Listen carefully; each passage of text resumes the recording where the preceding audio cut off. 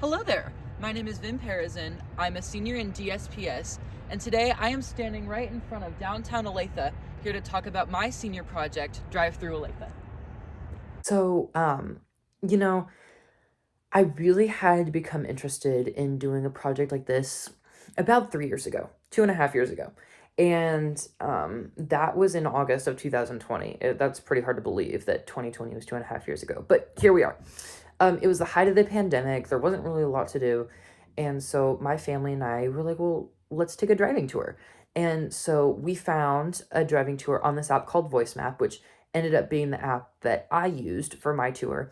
And its name was Dividing Lines, a history of the racial segregation in Kansas City.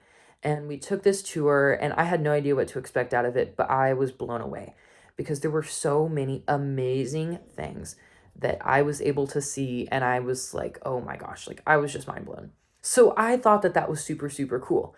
And then fast forward to May of 2022, and I was at lunch with my mom, and she just brought up the idea. She's like, wait, she's like, what if you made a tour like the one we took of Olathe? And I was like, wait, like that makes so much sense. Like, of course. And so I did my digging, and I was like, wait, I think that doing a tour about the history of Olathe would be phenomenal. And so the rest was history. Drive Through Olathe was born, and that was amazing. The purpose of this project is to provide citizens of Olathe with a tour that'll help show them that Olathe is more than just a community in Johnson County. Okay, let's talk about how I got to that point because the project did not create itself. I had started my research in about August. I just kind of explored around. I wanted to see what it had to offer. Then Mr. Williams and had suggested to me that I reach out to Mr. Bob Courtney, who was the president of who still is. He still is the president of the Historical Society in Olathe. And I thought, wait, that might be a really good idea. And so I found him. He was at Old Settlers, and I thought that would have been the best way to reach out to him. So I went to him, I told him what I was doing, and he had given me a ton of really good information. And so he actually sent a envelope containing so much good information to Olathe North with my name on it and everything. It was honestly, it was the nicest thing. I had also heard about Bob Courtney from Leadership Olathe, which was a program that I did last year, and that also I was like, okay, like I feel like this is going to be a good resource. So that was a really good start with some of the resources that I had got. But I that was obviously not enough. And so I needed to find more information from a variety of sites. I mostly did my research online. So I found the Johnson County Historical Society, the Olathe Historical Society, and the Kansas State Historical Society, and they all were dealing with the topics or most of the topics that I needed. I also found this site, newspapers.com, which is a sub group of ancestry.com. Apparently, all these historical societies, these people contribute these old newspapers, and it's super, super cool. The Kansas Historical Society offered it to me for free because I'm a Kansas resident. And so I decided to do some digging, and I found a lot of really cool things related to some of the events that I had. One of my stops, which is a murder, a lynching, had some really, really, really good information that I found through that primary newspaper source, which I thought that was super, super cool.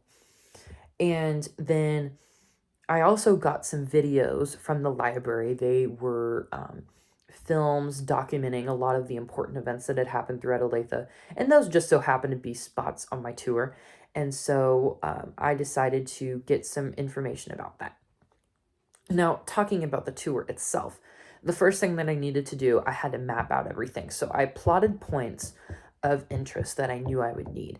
And this included your all the buildings, all the events, and the people were a little bit more challenging because I needed to find buildings or physical things that would be tied to each of the buildings. Luckily, I've been able to create a route relatively quickly.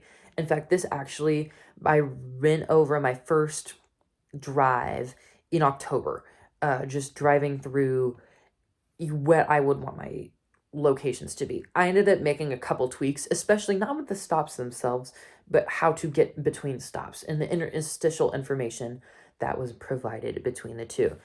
And that was another thing that I took a lot of learning about, but I eventually found out where I needed to be. And now I've created a route that should be pretty seamless. I'm hoping. I've gone over it numerous times. We'll see how that goes. As a result of the information that I have compiled, I have created a driving tour with 14 stops, along with interstitial information in between stops. This highlights the important buildings, historical figures, and events that have happened in Olathe. So, as I had mentioned earlier, I created 14 stops with interstitial information between stops. And together, that runtime is about 45 minutes total. This is all conducted through an app called Voice Map, which it's literally in the name. You click on the tour that you want to go to, you drive, walk, do whatever you want to get to that place. And if you hit a certain radius that's located on the GPS, then the information that I have recorded will pop up and it'll give you stuff that you need. And my tour, I know, is going to be free, but you can also do voice map tours where you pay to make a profit for that as well. And that recording took a lot of time.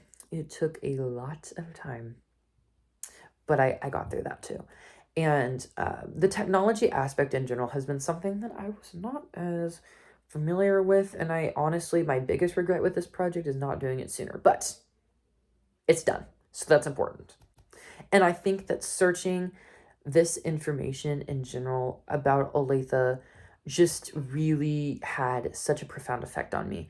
I feel like it really raised my awareness about my hometown and made me feel a lot just better about it. Because when I was growing up, I had always associated Olathe with just being this average run-of-the-mill little community that was out in Johnson County, right? And I think a lot of other people have the same notion that I do about that. And just looking at these sites, looking at these people, and looking at everything else made me realize that Olathe is so much more than that. And that it is a cool town. And I feel like I am more connected to the community and I feel like I have a newfound appreciation for it, which I think is most important. And I'm glad that I was able to find a passion for the stuff I loved. And so that's why I wanted to create a tour for everyone who wants to appreciate their city too.